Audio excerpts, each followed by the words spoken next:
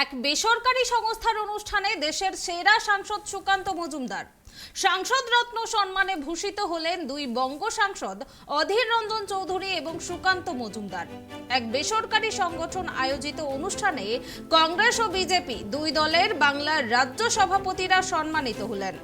উল্লেখ্য, গত 21শে জানুয়ারি সাংসদ রত্ন পুরস্কার কমিটি ঘোষণা করে 13 জন সাংসদ এবং একজন বর্ষিয়ান সাংসদকে তাদের জনহিতকর প্রশ্ন ও সরকারকে দিশা দেখানো কর্মকুশলতার জন্য সাংসদ রত্ন সম্মানে ভূষিত করা হচ্ছে।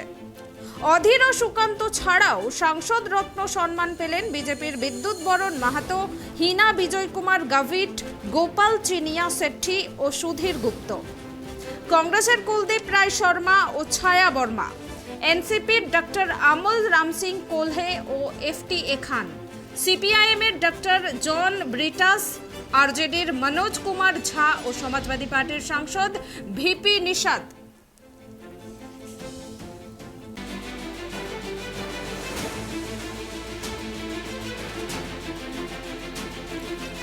জন সাংসদকে সাংসদ রত্ন দেওয়া হয়েছে একটা বেসরকারি সংস্থার তরফ থেকে। এনসিপি থেকে পেয়েছে ডক্টর আমল রামসিং কোলহে আর FTA খান, সিপিআইএম থেকে পেয়েছে ডক্টর জন ব্রিটাস, আরজেডি থেকে পেয়েছে মনোজ কুমার ঝা, সমাজবাদী পার্টি থেকে পেয়েছে ভিপি নিশাদ,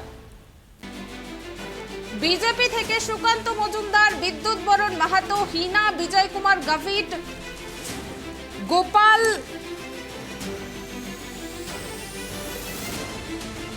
বিজেপি থেকে পেয়েছে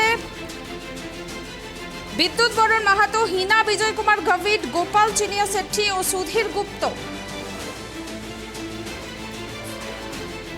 আরজেডি থেকে পেয়েছে মনোজ কুমার ঝা,